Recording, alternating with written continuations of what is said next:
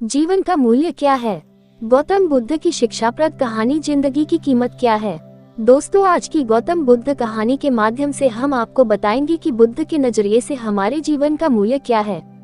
हम में से बहुत से लोग अपनी जिंदगी की कीमत नहीं समझते और ऐसी चीजों में अपनी जिंदगी बर्बाद कर देते हैं जिससे हमें ही नुकसान होता है। कुछ लोग शराब के पीछे, कुछ लड़कियों के पीछे और कुछ पैसों के पीछे अपना पूरा जीवन बर्बाद कर देते हैं। आज की बुद्ध कथा के माध्यम से आपको पता चलेगा कि हमारा जीवन कितना अनमोल है और हमें अपना यह अनमोल जीवन कैसे जीना चाहिए। एक समय की बात है, गौतम बुद्ध अपने शिष्यों को जीवन से जुड़ी अच्छी और बुरी बातों का ज्ञान दे रहे थे। सभी शिष्य बड़े ध्यान से उनकी बात सुन रहे थे। उन सभी में एक शिष्य ऐसा भी था जिसे प्रश्न पूछने की आदत थी। वह उठकर गौतम बुद्ध के पास गया और उनसे बोला, आप हमें जीवन के बारे में जो कुछ भी सिखा रहे हैं उसका क्या फायदा, क्योंकि हम में से कई बच्चे तो ये भी नहीं जानते कि हमारे जीवन का मूल्य क्या है और यह जीवन कितना कीमती है हमारे लिए है। पहले कृपया हमें बताएं कि इस जीवन का मूल्य क्या है। बुद्ध ने अपने शिष्य की बात सुनकर अपने कमरे में जाकर पत्थर का एक चमकता हुआ टुकड़ा ले आया। मैं तुम्हें इस जीवन का मूल्य तब बताऊंगा जब तुम्हें इस पत्थर का सही मूल्य पता चलेगा, उन्होंने कहा और टुकड़ा अपने शिष्य को दे दिया। आप भी इस पत्थर के टुकड़े को किसी को नहीं बेचें। शिष्य गौतम बुद्ध की बात मानकर बाजार की ओर चले गए। उसने पहले बाजार में एक फल विक्रेता को देखा और उसे एक पत्थर दिखाकर पूछा, इस पत्थर के बदले तुम मुझे कितने फल दे सकते हो? फल विक्रेता ने कहा, ये पत्थर कोई खास नहीं है, लेकिन फिर भी मैं तुम्हें इसके बदले में 10 केले दे सकता हूँ। वह शिष्य उस पत्थर को लेकर आगे बढ़ गया। तभी उनकी मुलाकात एक सब्जी बेचने वाले से हुई। शिष्य ने सब्जी विक्रेता से पत्थर की कीमत पूछी। इस पत्थर की कीमत के बदले मैं तुम्हें अधिक से अधिक सब्जियों से भरा एक थैला दे सकता हूँ। सब्जी विक्रेता ने पत्थर को ध्यान से देखा। उस पत्थर को लेकर शिष्य एक सोने के व्यापारी के पास गया। पत्थर के उस टुकड़े की चमक देखते ही सुनार ने उसकी कीमत 100 सोने के सिक्के लगा दी।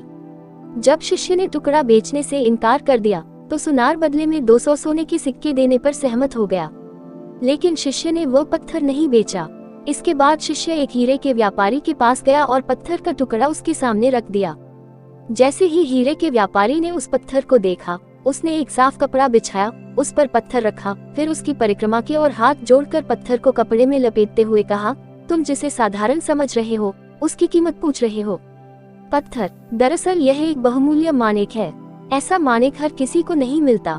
अगर मैं अपना सब कुछ बेच भी दूं, तो भी मैं उसकी कीमत नहीं चुका सकता। उस व्यापारी की बातें सुनकर शिष्य आश्चर्यचकित रह गया। वह भागता हुआ सीधा बुद्ध के पास आया और बाजार में जो कुछ भी हुआ उसे बताया। उसकी आश्चर्यचकित बातें सुनकर गौतम बुद्ध बोले, तुम्हारे प्रश्न का उत्तर इस माणिक के मूल्य में ही छिपा है। हमारा जीवन भी एक माणिक है। माणिक की तरह ये भी अनमोल है, लेकिन हम इस बात को हमेशा नजरअंदाज कर देते हैं और अपने जीवन की कीमत नहीं समझते हैं। हम दूसरों को देखकर और उनके जैसा जीने की कोशिश करके अपने जीवन का मूल्य कम कर देते हैं। हम सोचते हैं कि हमारे जीवन का मूल्य वही है जो दूसरे हमें बताते हैं, लेकिन हमेशा याद रखें कि दूसरा व्यक्ति आपको अपनी स्थिति, बुद्धि और समझ के अनुसार महत्व देता है। जीवन केवल एक बार मिलता है, इसलिए इसे बर्बाद मत करो। अपने जीवन को उतना ही मूल्यवान समझें जितना आप अपने बैंक में मौजूद पैसों को मानते हैं।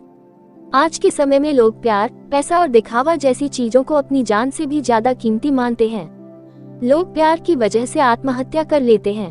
पैसे के नाम पर वो ऐसे काम करने लगते हैं जिससे उनकी जिंदगी बर्बाद हो जाती है। नाम कमाने के नाम पर वो गलत काम करने लगते हैं।